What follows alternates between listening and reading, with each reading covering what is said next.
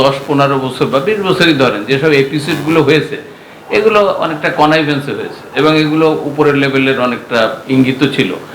আমরা যদি ওখানে থাকি তাহলে কিন্তু আমাদের আসলে আমরা আগাতে পারবো না। আমাদের প্রবলেম হচ্ছে যে আমাদের মেইন প্রবলেম ছিল গভর্নেন্স, আইন কানুন সবই ঠিক ছিল, আমরা গভর্নেন্সটা পুরো ফেল করেছি এবং গভর্নেন্সটা ফেল করার কারণেই এই ধরনের অ্যানোমালিসগুলো হয়েছে।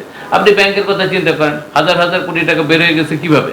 ওখানে কি ব্যাংকিং ল এগুলো সবই তো ছিল, ওখানে ছিল গভর্নেন্স প্রবলেম, বোর্ডের প্রবলেম ছিল, এক্সিকিউটিভ কমিটির প্রবলেম ছিল।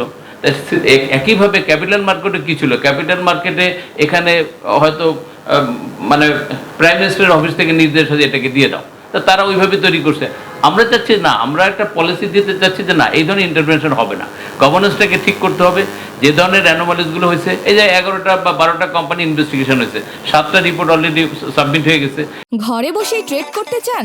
তাহলে আমরা দিচ্ছি তার বেস্ট সলিউশন। মার্কেটের সব প্রয়োজনীয় তথ্য জানা থাকলে বিনিয়োগের যাত্রা হয়ে ওঠে আরও সহজ।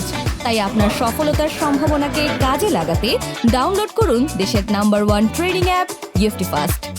সেখানে আপনার chairman of the investigation committee আমাদেরকে বলেছে যে নাসির ভাই, এমন কোনো অপরাধ নাই, কোনো একটা পার্টিকুলার ইস্যু, আমি নামটা বলতে চাচ্ছি না, এমন কোনো অপরাধ নাই ওই ইস্যুটাতে ঘটে নাই, তাহলে সেই ইস্যুটা অ্যাপ্রুভ হলো কীভাবে?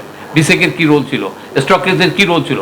এখানে কাউকে এককভাবে দায়ী করা যাবে না, পুরো সিস্টেমটাই এটা করাপ্ট হয়ে গেছিলো, পুরো সিস্টেম। এখন আমরা যেটা চাচ্ছি যে না, আমরা ওইখান থেকে বের হয়ে এসে আমরা একটা নতুন সিস্টেম আমরা এগোতে চাই।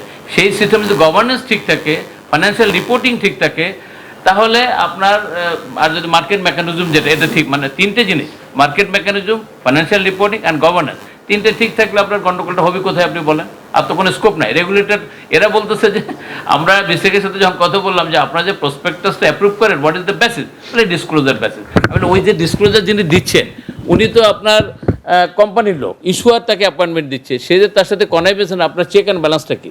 তো যে কোনো দেশে আপনার যখন কোনো অ্যাপ্রুভাল প্রসেস থাকে বা কোনো ডিসিশন মেকিং প্রসেস থাকে, সেখানে একটা ওভারসাইট বডি থাকে। ইভেন হাইকোর্টেও যদি দেখেন, হাইকোর্টে যখন থাকে তখন অ্যাপিলেট বোর্ড থাকে এবং যে কোনো ব্যাপারে অ্যাপিল করে। আপনার এখানে অ্যাপিল করার স্কোপটা কোথায়? বিসেক যখন অ্যাপ্রুভাল দিচ্ছে, আপনি কোথায় অ্যাপিল করবেন? আপনি তার যদি ভুল হয় আপনি দেখবে কে? আমরা ওই জিনিসগুলো যেটা বললেন এক্সপার্ট প্যানেল নিয়ে আসতেছি। আপনি আশ্চর্যের ব্যাপার, আপনি দেখেন, আমরা এটা বিসেককে অলরেডি বলেছি, ঢাকা স্টক এক্সচেঞ্জের মতো জায়গায় একজন সার্টিফাইড ফাইন্যান্সিয়াল অ্যানালিস্ট যাকে আমরা ক্যাপিটাল মার্কেটের স্পেশালিস্ট বলি, সে নাই। একটা চার্টার্ড অ্যাকাউন্টেন্ট নাই, এখানেও নাই। তারা বলে যে এত কম বেতনে আসতে চায় না। আরে ভাই, কম বেতনে আসতে চায় না, তুমি তাদের কন্ট্রাক্ট পেয়েছো, যেটা বাংলাদেশ ব্যাংক করেছে। ওয়ার্ল্ড ব্যাংকের প্রেশারে তো বাংলাদেশ ব্যাংক চার্টার্ড অ্যাকাউন্ট নিছে, স্পেশালিস্ট নিছে, আইটি এক্সপার্ট নিছে, আপনার কন্ট্রাক্ট পেয়েছে। আপনি তিনভাবে লোকে এমপ্লয় করতে পারেন, যে এক হলো আপনি কন্ট্রাক্ট বেসিসে নেবেন, আপনি জব টু জব বেসিসে নেবেন, আর হলো স্পেসিফিক কোনো অ্যাসাইনমেন্ট আপনি কমিটি করে নিতে পারেন, আপনাদের আউটসোর্সিং করে স্কোপ থেকে আপনি নিতে পারেন। কিন্তু ঘটনা হলো যে আপনার ইন্টেনশন আছে কিনা। তো এই জিনিসগুলো আস্তে আস্তে খোলাসা হচ্ছে, আমার মনে হয় আস্তে সামনে ইম্প্রুভ হবে এবং গভর্নেন্স ইম্প্রুভ হবে। গভর্নেন্স আপনি যদি ওই খালি গত কয়েক বছরের একটা পার্টিকুলার এপিসোড নিয়ে আমরা পড়ে থাকি, তাহলে আমি বাকি যে ধরেন 400 কোম্পানি আছে তার অবস্থা কী হবে?